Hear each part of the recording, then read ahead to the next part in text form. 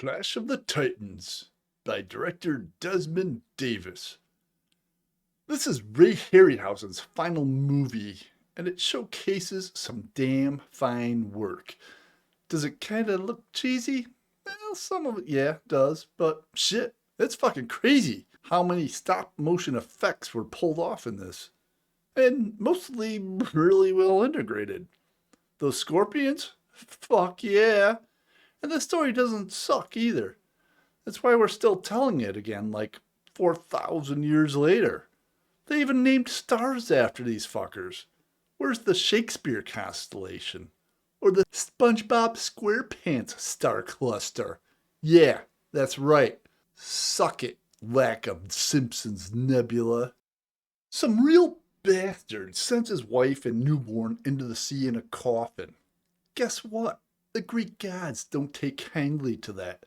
Specifically Zeus, the main dude. Two sons of the gods, one blessed, one cursed, are essentially pitted against each other because those gods be petty bitches. Perseus, he gets some awesome armor and a sword. Calibos gets unwashed ruffians and a scallywags in a swamp.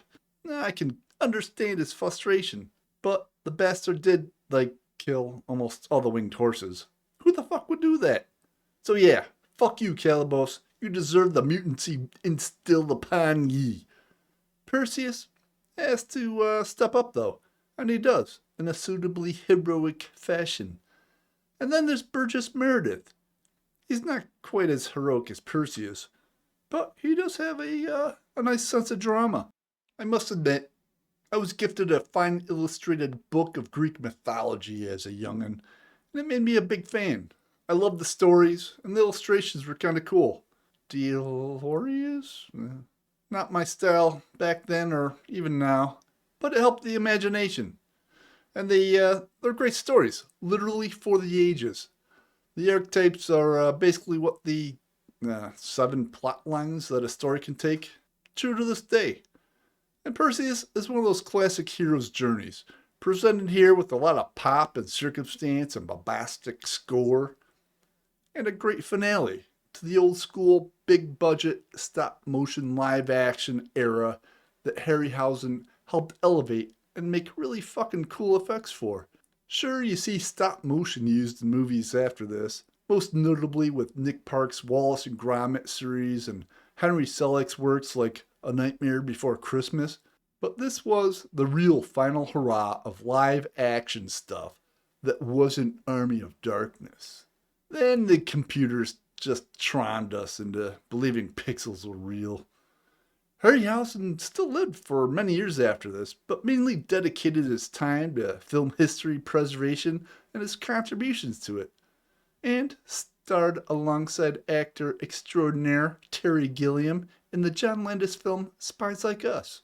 It's kind of great just in itself. Great scenes. That Karen. Not a big talker, is he? And the Isle of Medusa has some great sequences. Biggest media whore? Pegasus, showing off, stealing all the applause. That bitch, or bastard, I don't know.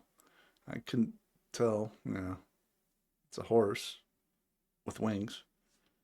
All you did was fly around and get captured. Twice. And bitch slapped into the sea. Step back. Let Perseus take some cred, yeah? So, for story, I'm giving it 4.5 beers. That's the epitome of the classic heroic journey. It can be a little hammy, but they packed a lot into this one. Look, 5 beers. It doesn't always look perfect, but back in 1981, this shit was gold. And most of it still stands up fairly well today, doing what it's supposed to do. Help the story look cool. So, yeah, piece of cinematic history. Check it out. Cheers. It's the time to